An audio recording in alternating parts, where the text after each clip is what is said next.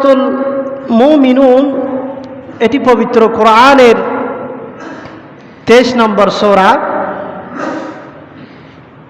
এই সূরা এর মধ্যে 118টি আয়াত রয়েছে, 6টি রুকু রয়েছে,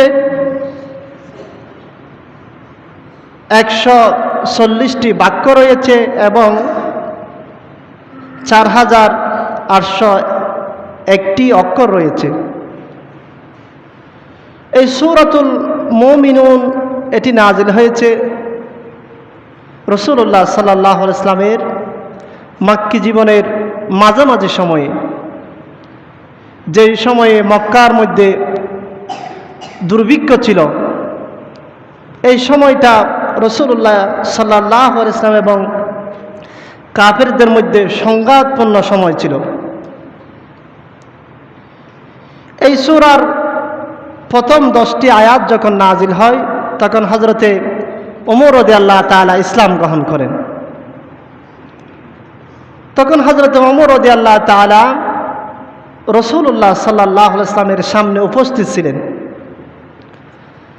রাসূলুল্লাহ সাল্লাল্লাহু আলাইহি ওয়াসাল্লামের কাছে যখন কোরআন নাজিল হতো, মৌমাছি যেমন মানুষের সামনে বু বু বু বু করে একটা আওয়াজ দেয় না, রাসূলুল্লাহ সাল্লাল্লাহু আলাইহি ওয়াসাল্লামের কাছে যখন ওহী নাজিল হতো তখন এরকম একটা মৌমাছি ধ্বনির ন্যায় আওয়াজ হতো। হযরত ওমর রাদিয়াল্লাহু তাআলা বলেন, সূরাতুল মুমিনের যখন প্রথম 10টি আয়াত নাজিল হয় তখন আমি রাসূলুল্লাহ সাল্লাল্লাহু আলাইহি ওয়াসাল্লামের সামনে উপবিষ্ট ছিলাম। যখন রাসূলুল্লাহ সাল্লাল্লাহু আলাইহি ওয়াসাল্লামের কাছে এর 10টি আয়াত নাজিল হলো তখন রাসূলুল্লাহ সাল্লাল্লাহু আলাইহি ওয়াসাল্লামের এই যখন ওহী নাজিলের কাজ শেষ হলো, কিবলামুখী হয়ে রাসূলুল্লাহ সাল্লাল্লাহু আলাইহি ওয়াসাল্লাম আল্লাহর কাছে দোয়া করলেন, আয় আল্লাহ পাক রব্বুল আলামিন, আমাকে বেশি দান করুন, কম দান করিয়েন না। আমাকে সম্মানিত করুন, আমাকে লাঞ্ছিত করিয়েন না। আমাকে মানুষের উপর অগ্রাধিকার দিন, মানুষকে আমাদের উপর অগ্রাধিকার দিয়েন না। আয় আল্লাহ তাআলা, আপনার প্রতি আমাদের উপর সন্তুষ্টি থাকুন, আপনি আমাদের উপর সন্তুষ্টি থাকুন, আমাদেরও আপনার প্রতি সন্তুষ্ট থাকার তৌফিক দান করুন। বড় করে বলি সুবহানাল্লাহ। রাসূলুল্লাহ সাল্লাল্লাহু আলাইহি ওয়াসাল্লাম এই দোয়া করার পরে বললেন যে, কোনো ব্যক্তি যদি সূরাতুল মুমিনুন এর প্রথম 10টি আয়াত আমল করে, যদি এই 10টি আয়াত অনুযায়ী জীবন পরিচালনা করে, তাহলে ওই ব্যক্তি জান্নাতে যাওয়ার জন্য আর কোনো বাধা থাকবে না, সোজা জান্নাতে চলে যেতে পারবে। বড় করে বলি সুবহানাল্লাহ। শুধু সূরা মুমিনুন এর 10টি আয়াত যদি কেউ আমল করে, আল্লাহ রাসূলুল্লাহ সাল্লাল্লাহু আলাইহি ওয়াসাল্লাম বললেন যে সেই সোজা জান্নাতে চলে যেতে পারবে। সূরা মুমিনুনের কয়টি আয়াত? 10টি আয়াত। তখন রাসূলুল্লাহ সাল্লাল্লাহু আলাইহি ওয়াসাল্লাম আয়াত ক্বাদ আফলাহাল মুমিনুন আল্লাযীনা হুম ফি সালাতিহিম খাশিউন ওয়াল্লাযীনা হুম আনিল লাগবি মুরিদুন। এভাবে করে রাসূলুল্লাহ সাল্লাল্লাহু আলাইহি ওয়াসাল্লাম 10টি আয়াত তেলাওয়াত করলেন। তাহলে এখানে বলা হয়েছে ক্বাদ আফলাহাল মুমিনুন। এই মুমিন শব্দটি প্রথম শব্দ থেকেই নেওয়া হয়েছে। ক্বাদ আফলাহাল মুমিনুন, তারাই সফল কাম হয়েছে যারা মুমিন। তাহলে মক্কার সেই সময়ের মধ্যে যারা ঈমান এনেছে তাদের অধিকাংশই ছিল গরিব, আর যারা বিত্তশালী ধনী তারা কিন্তু ঈমান আনে নাই। আল্লাহ তাআলা বললেন যে ক্বাদ আফলাহাল মুমিনুন, তাহলে মুমিনরা সফল হয়েছে। কারা সফল হয়েছে? মুমিনরা সফল হয়েছে। তাহলে কেন টাকা পয়সার কথা বলা হয় নাই? তাহলে শুরুতে আল্লাহ পাক রব্বুল আলামিন বলেন, আল্লাযীনা হুম ফি সালাতিহিম খাশিউন। 1 নম্বরে সফল হয়েছে তারা যারা তাদের নামাজের মধ্যে বিনয়। তারা যখন সালাত আদায় করে তারা মনে করে যে আল্লাহ পাক রব্বুল আলামিন তার এই নামাজকে আল্লাহ পাক রব্বুল আলামিন পর্যবেক্ষণ করছে, এমনভাবে তারা সালাত আদায় করে। এই জন্য নামাজ আদায় করতে হবে খুশু খুজু এর ভিত্তিতে। যেমন নামাজে এমনভাবে দাঁড়াতে হবে যেন দেখলে মনে হয় না যে আপনি খেলা করতেছেন।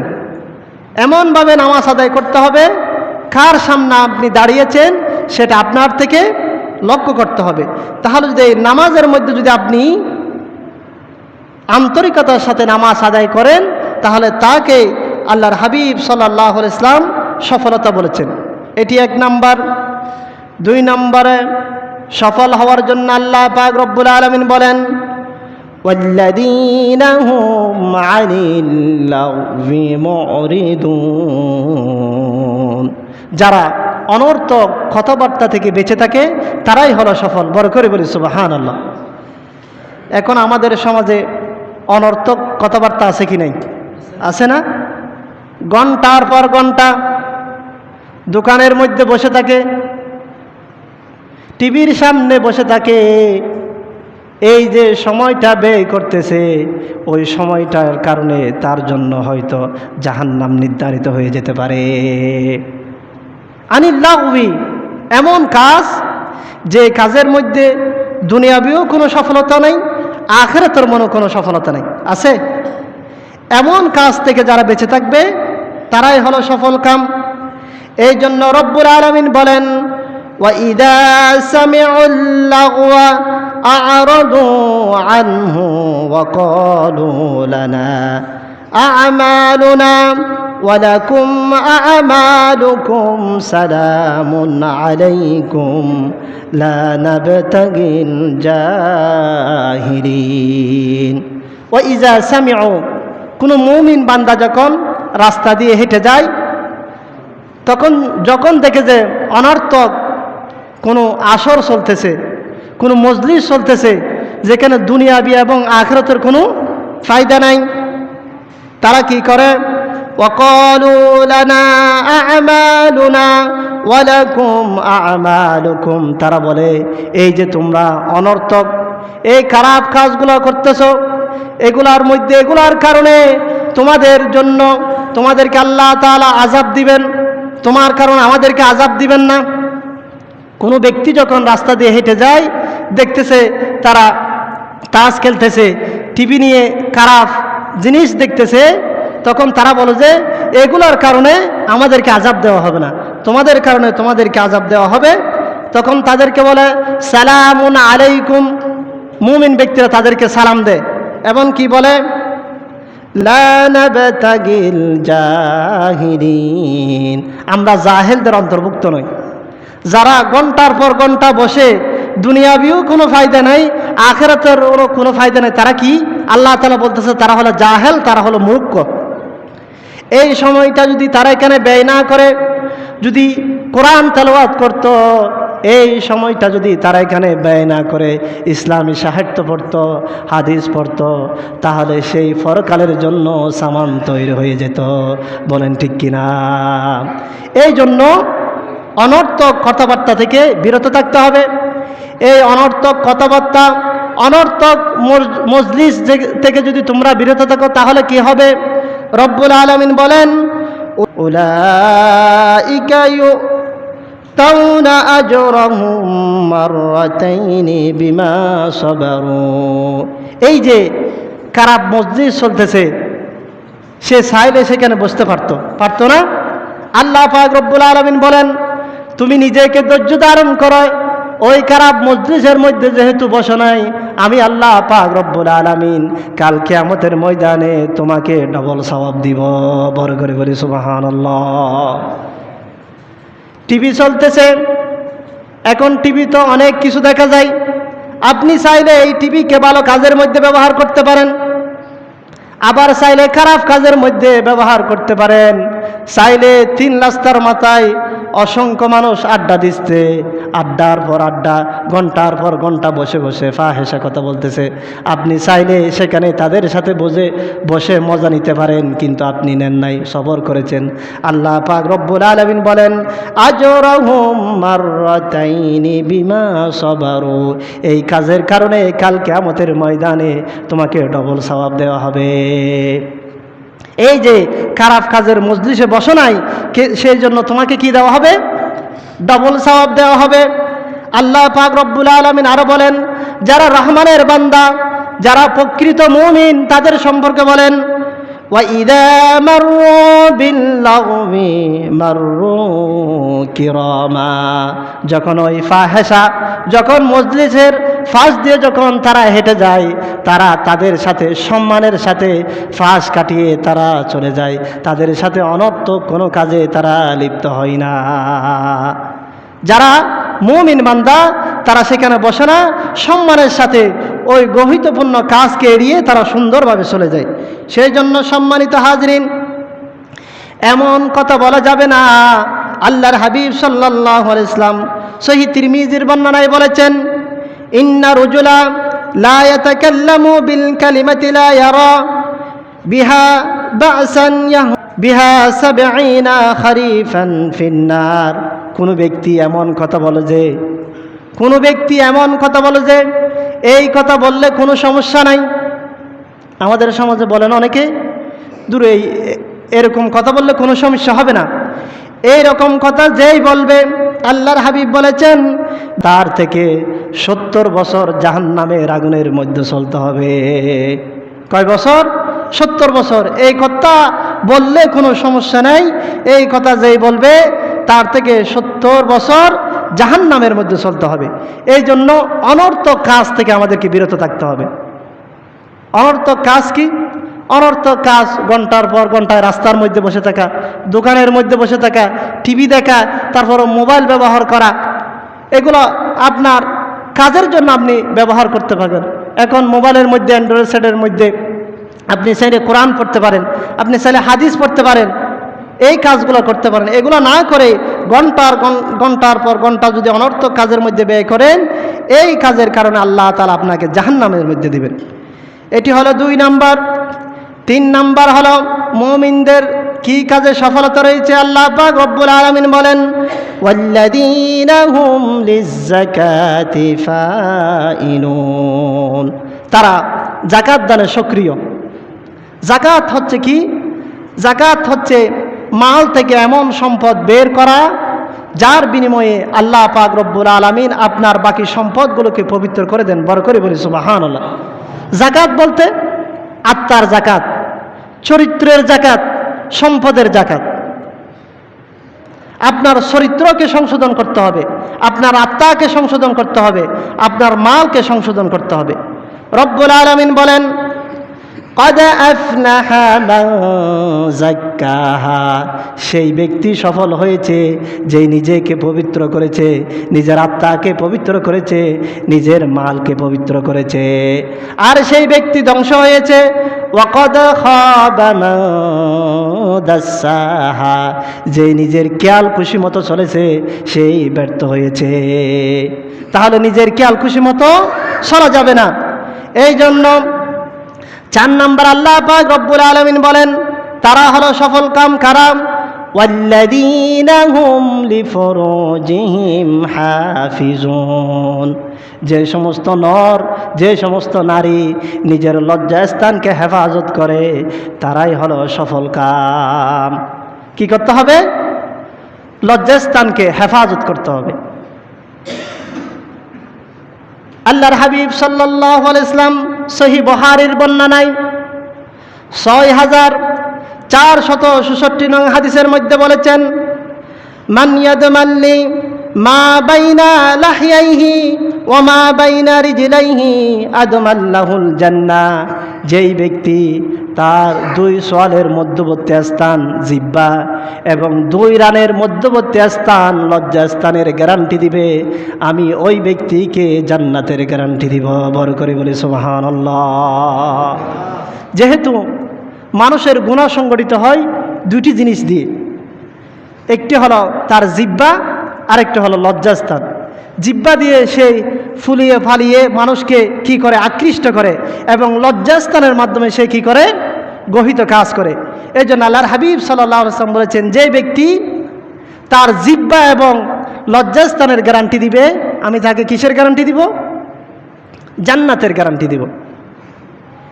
এখন সমাজের মধ্যে দেখা যায় লজ্জাস্থানের হেফাজত আছে কি নাই? সমাজের মধ্যে এখন লজ্জাস্থানের হেফাজত নাই। তার একটি বড় কারণ হচ্ছে আমাদের ঘরের মধ্যে কোরআন হাদিসের চর্চা নাই, ঠিক কিনা? কোরআন হাদিসের জ্ঞান নাই। এই জন্য কোনো ব্যক্তিকে যখন এই কাজটি করলে আপনাকে পুলিশে পাকড়াও করবে, পুলিশে ফেদানি দিবে, পুলিশে মারবে, জেলখানার মধ্যে দিবে, মানুষ এই কাজটি করতে চায় না, করতে গেলে ভয় পায় কিনা? কিন্তু এই দুনিয়ার জেলখানা থেকে হাজার হাজার কোটি গুণ আল্লাহ তাআলার জাহান্নাম অনেক ভয়ঙ্কর। আমরা পুলিশকে ভয় পাই, জেলখানাকে ভয় পাই, কিন্তু রব্বুল আলামিনকে আমরা ভয় পাই না। এই ভয় না পাওয়ার কারণ হচ্ছে আমরা আল্লাহকে চিনি না। কাকে চিনি না? আল্লাহকে চিনি না। আমরা যখন এখন সন্তানের জন্য পুত্রবধূ খুঁজি, সন্তানের জন্য যখন মেয়ে খুঁজি, তখন সুন্দর তোকাই কিনা, সুন্দর আছে কিনা সেটা তোকাই। কিন্তু আল্লাহ রাসূল সাল্লাল্লাহু আলাইহি ওয়াসাল্লাম বলেছেন, তোমরা 4টি জিনিস দেখে বিবাহ করো। তার মধ্যে শেষ নাম্বারটি, সেটি হলো তার চরিত্র দেখে তোমরা তাকে বিবাহ করো, তার দিনদারি দেখে তোমরা তাকে বিবাহ করো। তোমরা যদি তার দিনদারি না দেখে তাকে বিবাহ করো, তাহলে তার সৌন্দর্য দেখে যদি তাকে বিবাহ করো, এই সৌন্দর্য তোমাকে ধ্বংসের দিকে নিয়ে যাবে। কোথায় নিয়ে যাবে? ধ্বংসের দিকে নিয়ে যাবে। এই জন্য রব্বুল আলামিন বলেন, ওয়ালা ইয়াজনুন وَمَنْ يَفْعَلْ ذَلِكَ يَلْقَى أَثَامًا وَلَا يَزْنُونَ তোমরা জেনা করো না, তোমরা জেনায় লিপ্ত হইও না। তোমরা যদি জেনা করো, وَمَنْ يَفْعَلْ ذَلِكَ يَلْقَى أَثَامًا কাল কিয়ামতের ময়দানে এই জেনার শাস্তি তোমাদেরকে দেওয়া হবে। এই জন্য আজকে আমাদের সমাজে জেনা আছে কি নাই? আমাদের জন্য এখন বিয়ে হয়ে গেছে কঠিন, জানা হয়ে গেছে সহজ, ঠিক কিনা? বিয়ে করতে 5 লাখ টাকা দরকার, বিয়ে করতে 3 লাখ টাকা দরকার, জানা করতে মাত্র 500 টাকা দিয়ে হয়ে যায়। এই জন্য আল্লাহ রাসূল সাল্লাল্লাহু আলাইহি ওয়াসাল্লাম বলেছেন, যে বিবাহের মধ্যে খরচ কম, সেই বিবাহের মধ্যে আল্লাহ তাআলার রহমত। এখন আমরা বিবাহটাকে এমনভাবে করে নিয়েছি, এই জন্য বিবাহের ভয়ে মানুষ জেনার মধ্যে এখন লিপ্ত হয়। এই জন্য এই জেনা থেকে বাঁচতে হলে আপনাকে ধর্মীয় শিক্ষায় শিক্ষিত করতে হবে, আপনার স্ত্রীকে শিক্ষিত করতে হবে, আপনার সন্তানকে শিক্ষিত করতে হবে, আপনার মেয়েকে ধর্মীয় শিক্ষায় শিক্ষিত করতে হবে। তাহলে এই জেনা থেকে বাঁচতে পারবেন। তাহলে আপনি যত বড় ফিরিয়াদ তুলেন না কেন, এই ফিরিয়াদ দ্বারাই আপনি তাদেরকে আটকে রাখতে পারবেন না। তাদের যদি মানসিকভাবে যেটা অন্তর থেকে আল্লাহকে ভয় করবে, সেটা যদি ঘর বেড়াও হয়, সেখানে কেউ ঢুকতে পারবে না। এটা যদি ফাঁকা করা হয়, 3 তলা বিল্ডিংয়ে হয়, তাহলে এই রুকের মধ্যে, ওই নারীর মধ্যে যদি আল্লাহ তাআলার ভয় না থাকে, তাহলে সেই যেভাবে হোক সেই জানার মধ্যে কি হবে? লিপ্ত হবে। সেই জন্য আজকে আমাদের মা বোনদের কোরআন হাদিসের জ্ঞান নাই বললেই চলে। কোরআন হাদিসের আমরা শুধু তাদেরকে দোষ দিয়ে থাকি। দোষ তো তাদের না, দোষ তো আমাদের। আমরা তাদেরকে সেভাবে গড়তে পারি নাই। আমরা কি করেছি? শুধু ঠেকাই খামাই করেছি, তাদেরকে দিয়েছি, তারা খেয়েছে, সন্তান পরিজন নিয়ে তারা খেয়েছে। কিন্তু দুনিয়ার মধ্যে বাঁচতে হলে, আল্লাহকে জানতে হলে, নামাজ করতে হলে, রোজা করতে হলে যেগুলো জানা দরকার, সেগুলো আমরা নিজেও জানি নাই, তাদেরকেও জানে নাই। সেই জন্য রব্বুল আলামিন বলেন, ওয়াল্লাযীনা হুম লিফুরুজিহিম হাফিজুন তারা সফল কাম হয়েছে যারা তাদের নিজের লজ্জাস্থানকে হেফাজত করেছে। তারা কি করতে হবে? লজ্জাস্থানের হেফাজত করতে হবে। إلا على أزواجهم أو ما ملكت أيمانهم فإنهم غير ملومين তারা স্ত্রী এবং দাসদেশী সাথে তাদের সাথে যদি সহবাস করলে কোনো গুনাহ নাই فمن ابتغى وراء ذلك فأولئك هم العادون স্ত্রী ব্যতীত দাসী ব্যতীত তারা যদি এটা সীমা লঙ্ঘন করে তাহলে এই সীমা লঙ্ঘনের কারণে আল্লাহ তাআলা তাদেরকে কাল কিয়ামতের ময়দানে কি দিবেন? শাস্তি দিবেন। রব্বুল আলামিন এটি হলো 6 নম্বর। আর 7 নম্বরের মধ্যে আল্লাহ পাক রব্বুল আলামিন বলেন والذين هم لأماناتهم وعهدهم راعون। সফল কাম হওয়ার জন্য আল্লাহ তাআলা 7 নম্বরে বলেছেন আমানতদারিতা রক্ষা করতে হবে। কাউকে যদি অঙ্গীকার করেন, প্রতিশ্রুতি দেন, এই প্রতিশ্রুতিও রক্ষা করতে হবে। তাহলে বলেছিলাম সূরা মুমিনের প্রথম 10টি আয়াত যে আমল করবে আল্লাহ রাসূল সাল্লাল্লাহু আলাইহি ওয়াসাল্লাম বলেছেন যে তাকে জান্নাত দেওয়ার গ্যারান্টি আমি দিব। বড় করে বলি সুবহানাল্লাহ। তাকে জান্নাতে যাওয়ার আর কোনো বাধা থাকবে না। এই জন্য আল্লাহ পাক রব্বুল আলামিন বলেন والذين هم لأماناتهم وعهدهم راعون। তাদের মধ্যে তোমাদের মধ্যে তারা সফল কাম হয়েছে যারা আমানত এবং অঙ্গীকার রক্ষা করেছে। বড় করে বলি সুবহানাল্লাহ। তাহলে আমানত রক্ষা করতে হবে। কাকে যদি অঙ্গীকার করেন সেটাও রক্ষা করতে হবে। রব্বুল আলামিন বলেন ইয়া আইয়ুহাল্লাযীনা আমানু লা তাখুনুল্লাহা ওয়ার রাসূলা ওয়া তাখুনু আমানাতিকুম ওয়া আনতুম তা'লামুন। তোমরা আল্লাহ এবং আল্লাহর রাসূলের সাথে খিয়ানত করো না এবং তোমাদের মধ্যে যারা রয়েছে একে অপরের সাথে তোমরা বিশ্বাসঘাতকতা করো না। কে বলতেছেন? আল্লাহ পাক রব্বুল আলামিন সূরাতুল আনফালের মধ্যে বলতেছেন তোমরা আল্লাহ এবং আল্লাহ রসুলের সাথে বিশ্বাসঘাতকতা করো না এবং একে অপরের সাথে বিশ্বাস ভঙ্গ করো না। এই বিশ্বাস ভঙ্গ কি? তাহলে আমানতদারিতা কি? আমানতদারিতা হচ্ছে কাউকে যে দায়িত্ব দেওয়া হয়েছে এই দায়িত্ব যদি সে পালন না করে সেটাকে কি বলা হয়? খেয়ানত বলা হয়। কেউ আপনাকে বিশ্বাস করে বলেও তার বিশ্বাস কোনোদিন আপনি ভাঙতে যাবেন না। আপনাকে বিশ্বাস করাটা এটা আপনার বড় অর্জন আপনি মনে করবেন। তার বিশ্বাস যদি আপনি ভেঙে ফেলেন তাহলে একবার যদি তার বিশ্বাস ভাঙেন তাহলে আর জীবনেও তার বিশ্বাস পাবেন না। এই জন্য অঙ্গীকার আছে না কি নাই? আমাদের সমাজে অঙ্গীকার আছে না? আমাদের সমাজে অঙ্গীকার করে আমি যদি চেয়ারম্যান হই, আমি যদি মেম্বার হই, আমি যদি এমপি হই, এটা করব, ওইটা করব। এইভাবে ফুলিয়ে আমাদের মাধ্যমে আমরা তাদের কথায় প্রতিশ্রুতি হয়ে তাদেরকে ভোটটা দিই কিনা। এই ভোট দেওয়ার পরে একজন বলল যে সেই দিন দেখলাম নির্বাচনের আগ পর্যন্ত আপনি তাদের পা ধরুন, নির্বাচন যখন সরে যাবে আপনি তাদের গলা ধরবেন, সেটা সমস্যা নাই। এই জন্য আমরা এমন কাউকে আমাদের অঙ্গীকার রক্ষা করে এমন কাউকে ভোটটা দিব যে ক্ষমতায় আসলে দেশের কাজ করবে, দশের কাজ করবে, ইসলামের ক্ষতি করবে না, এমন ব্যক্তিকে আমরা ভোট দিব। ঠিক কিনা? এটা এখন আমরা ভোটটাকে ফরজ মনে করি না। এই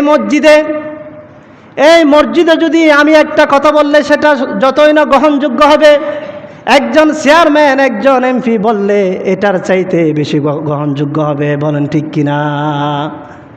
আমরা এই মসজিদের 5,500 মানুষের ইমাম সাহেব রাখতে দেখি যে ওই ইমাম সাহেব ঘুষ খায় কিনা, জুয়া খেলে কিনা, বউ কয়টা আছে, লম্পট কিনা, আমরা দেখি কিনা? বলেন তো, দেখি কিনা? দেখেন যে ওই ইমামটা যদি একটু মিথ্যা কথা বলে তাহলে তার পিছনে আমরা নামাজ পড়ি না, তাকে আমরা পুঙ্খানুপুঙ্খানুভাবে অনুসরণ করি। অথচ 5টা বছরের জন্য যাকে আমরা নির্বাচিত করব, যে রাষ্ট্র চালাবে, সমাজ চালাবে, তাকে আমরা দেখি না তাকে আমরা কিছু বলিও না। সে যদি মদতীয় হয়, সে যদি গাঁজাটিয়া হয়, সে যদি ইয়াবা ব্যবসায়ী হয়, তা আমরা নিঃসুপ করে 500 টাকার জন্য 1000 টাকার জন্য ভোটটা ওই মদতী ওই গাঁজাটাকে দিয়ে দিই, ঠিক কিনা? কাল কিয়ামতের ময়দানে 2 জন প্রার্থী আপনার সামনে রয়েছে। একজন কোরআন হাদিস দিয়ে রাষ্ট্র চালাবে, দুর্নীতি করবে না, স্বজনপ্রীতি করবে না। আরেকজন সমাজে আসলে ইসলামের বিরুদ্ধে কাজ করবে। আপনি যদি জেনে শুনে ওই মদতী ওই ইয়াবা ব্যবসায়ীকে ভোট দেন, কাল কিয়ামতের ময়দানে আপনাকে জবাবদিহিতা করতে হবে। আমি অমুককে ভোট দিতে হবে সেটা বলতেছি না, নিজের বিবেকের কাছে প্রশ্ন করবেন, আমি এই কাজটা কি করতেছি, এটা কি ভালো করতেছি না ঠিক খারাপ করতেছি। এই জন্য সম্মানিত হাজিরিন, এই জন্য অঙ্গীকার রব্বুল আলামিন বলেন, ওয়াল্লাযীনা হুম লিআমানাতিহিম ওয়া আহদিহিম রাউন। তোমাদের মধ্যে তারাই সফল কাম যারা মানুষকে অঙ্গীকার দেয়, আর ওই অঙ্গীকার যারা মানুষকে প্রতিশ্রুতি দেয়, ওই প্রতিশ্রুতি রক্ষা করে, ওরাই হলো তোমাদের মধ্যে সফল কাম ব্যক্তি। বড় করে বলি সুবহানাল্লাহ। এই জন্য অনেকে আছে আমানত দিলে এই আমানতের খেয়ানত করে কিনা? আপনি কাউকে শুধু টাকা না, কোনো কথা বলেছেন, আপনাকে না বলে সেই কথা যদি অন্য কাউকে বলে দেয়, সেটাও হলো আমানতের খেয়ানত। এই জন্য আল্লাহ রাসূল সাল্লাল্লাহু আলাইহি ওয়াসাল্লাম বলেছেন, মুনাফিকের আলামত হলো 3টা। সহিহ বুখারীর বর্ণনাইতে, ইজা হাদ্দাসা কাযিবা, যখন মুনাফিক কথা বলে, মিথ্যা কথা বলে। ওয়া ইজা ওয়াআদা আখলাফা, যখন সে ওয়াদা করে তখন সে হালাফ করে। ওয়া ইজা আও তুমিনা খানা, যখন তার কাছে কোনো আমানত রাখা হয় তখন সেটা সেই খেয়ানত করে। আছে না আমাদের সমাজে? এই কাজগুলো যদি করেন তাহলে আপনি কখনো প্রকৃত মুমিন হতে পারবেন না। এই জন্য রব্বুল আলামিন বলেন, ওয়াল্লাযীনা হুম লিআমানাতিহিম ওয়া আহদিহিম রাউন। তোমরা তোমাদের আমানত এবং প্রতিশ্রুতি রক্ষা করো। যেহেতু এই আমানত এবং প্রতিশ্রুতি সম্পর্কে আল্লাহ তাআলাকে জবাবদিহিতা করতে হবে, রব্বুল আলামিন সূরাতুল বনী ইসরাঈলের মধ্যে 34 নং আয়াতের মধ্যে বলেন, ওয়াআউফু বিল আহদি ইন্নাল আহাদা কানা মাসউলা। তোমরা তোমাদের প্রতিশ্রুতি রক্ষা করো, কেননা কাল কিয়ামতের ময়দানে প্রতিশ্রুতি সম্পর্কে আল্লাহ তাআলাকে জবাবদিহিতা করতে হবে। তাহলে কি করতে হবে? এই প্রতিশ্রুতি সম্পর্কে তোমাদেরকে জবাবদিহিতা করতে হবে। এই জন্য 9 নম্বর আল্লাহ পাক রব্বুল আলামিন বলেন, ওয়াল্লাযীনা হুম আলা সালাওয়াতিহিম ইউহাফিজুন। তোমাদের মধ্যে তারাই হলো সফল কাম যারা তাদের নামাজকে হেফাজত করে। বড় করে বলি সুবহানাল্লাহ। এখানে একটা ইন্টারেস্টিং বিষয় হলো, আল্লাহ পাক রব্বুল আলামিন এই আয়াতে শুরু করেছেন, আল্লাযীনা হুম লিফুরুজিহিম আল্লাযীনা হুম ফি সালাতিহিম খাশিউন। আল্লাহ তাআলা শুরু করেছেন নামাজ দিয়ে, আবার 10 আয়াতের শেষ করেছেন ও নামাজ দিয়ে। এই জন্য রব্বুল আলামিন বলেন, তোমরা নামাজের মধ্যে আমার কাছে সাহায্য চাও। নামাজ পড়লে মানুষের অন্তর চাঙ্গা হয় নাকি দুর্বল হয়? আপনি যত ফেরেশানের মধ্যে থাকুন না কেন, যত দুর্দশার মধ্যে থাকুন না কেন, আপনি যখন নামাজের মধ্যে দাঁড়িয়ে যাবেন, সমস্ত ফেরেশানি, সমস্ত অশান্তি আল্লাহ পাক রব্বুল আলামিন আপনার থেকে দূরীভূত করে দিবেন। বড় করে বলি সুবহানাল্লাহ। রব্বুল আলামিন বলেন, ওয়াস্তাঈনু বিস-সাবরি ওয়াস-সালাহ وَإِنَّهَا لَكَبِيرَةٌ إِلَّا عَلَى الْخَاشِعِينَ وَاسْتَعِينُوا بِالصَّبْرِ وَالصَّلَاةِ। তোমরা ধৈর্য এবং ধৈর্যের সাথে সালাত আদায় করো। আল্লাহ তাআলা আবার বলতেছেন, وَإِنَّهَا لَكَبِيرَةٌ, এই নামাজ পড়াটা কিন্তু অনেক কঠিন। আল্লাহ তাআলা আরো বলেন, ইল্লা আলাল খাশিঈন, কিন্তু তাদের জন্য কঠিন না যারা বিনয়ী, যারা আল্লাহ তাআলাকে ভয় করে তাদের জন্য 5 ওয়াক্ত নামাজ পড়াটা কঠিন না। যারা আল্লাহ তাআলাকে ভয় করে না, কাল কিয়ামতের ময়দানকে ভয় করে না, তারা মনে করে যে 5 ওয়াক্ত নামাজটা হলো আমাদের জন্য বিরাট একটা আযাব, ঠিক কিনা? যারা 5 ওয়াক্ত নামাজ আদায় করে তাদের অন্তরে একটা উৎফুল্ল ভাব হয়, মনের মধ্যে প্রশান্তি পায়। আর যারা নামাজের সাথে নাই তারা মনে করে যে এটা একটা বিরাট কঠিন কাজ। কে বলতেছে? আল্লাহ তাআলা। এটা আল্লাহ তাআলার কথার সাথে বাস্তবতা খুবই মিল দেখা যায় না? দেখবেন যে যারা নামাজ পড়ে না তারা মনে করে যে এটা অনেক কষ্টের কাজ। সকালে ঘুম থেকে ওঠা, নামাজ পড়া, উযু করা, এটা অনেক কষ্টের কাজ। এই জন্য আল্লাহর হাবিব সাল্লাল্লাহু আলাইহি ওয়াসাল্লামকে সহিহ বুখারীর ৭৫৩৪ নং হাদিসের মধ্যে একজন সাহাবী জিজ্ঞাসা করল, আন্না রাজুলা সাআলান নবী সাল্লাল্লাহু আলাইহি ওয়াসাল্লাম আইয়ু আমালি আফদালু ইয়া রাসূলুল্লাহ ইয়া হাবিবাল্লাহ, ইসলামের মধ্যে কোন কাজটি উত্তম? রাসূলুল্লাহ সাল্লাল্লাহু আলাইহি ওয়াসাল্লাম উত্তর দিলেন, আসসালাতু লিওয়াক্তিহা, ওয়াক্ত মতো নামাজ পড়া হলো ইসলামের মধ্যে উত্তম কাজ। বড় করে বলি সুবহানাল্লাহ। তাহলে এই ওয়াক্ত মতো 5 ওয়াক্ত নামাজ পড়া তাদের জন্য কোনো ব্যাপারই না। যারা খাশিঈন, যারা আল্লাহ তাআলাকে ভয় করে তাদের জন্য এটি সহজ। যারা আল্লাহ তাআলাকে ভয় করে না, পরকালের কোনো চিন্তা নাই, তাদের জন্য এটা বিরাট আযাব। এই জন্য মানুষ যখন ঘুমায়, সহিহ বুখারীর বর্ণনায় আল্লাহ রাসূল সাল্লাল্লাহু হযরত আবু হুরায়রা রাদিয়াল্লাহু তাআলা আনহু বর্ণিত, মানুষ যখন ঘুমায় মানুষের মাথায় শয়তান 3টি গিরা দেয়। মানুষের মাথায় কয়টি গিরা দেয়? সহিহ বুখারীর হাদিস, 3টি গিরা মারে। মানুষ যখন তাহাজ্জুদ পড়তে উঠতে চায়, ফজরের নামাজ পড়তে উঠতে মন চায়, তখন ফেরেশতা তার গায়ের মধ্যে হাত বোলায়, তার শরীরটা আস্তে আস্তে করে টিপে দেয়, তাকে বলে যে এখন অনেক রাত, তুমি ঘুমাও, এখন অনেক রাত। এইভাবে করে করে ঘুম থেকে উঠে আল্লাহ তাআলাকে স্মরণ করে, তখন তার একটি গিরা খুলে যায়। যখন আল্লাহ তাআলাকে স্মরণ করার পর যখন উযু করে আর একটা গিরা খুলে যায়। যখন সে উযু করে, যখন নামাজ আদায় করে, আরেকটা গিরা খুলে যায় এবং শয়তান তার থেকে দূরীভূত হয়। বড় করে বলি সুবহানাল্লাহ।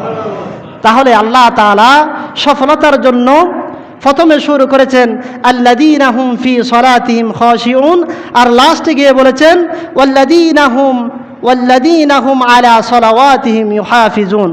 প্রথমে বলেছেন নামাজ, শেষে বলেছেন কি? নামাজ।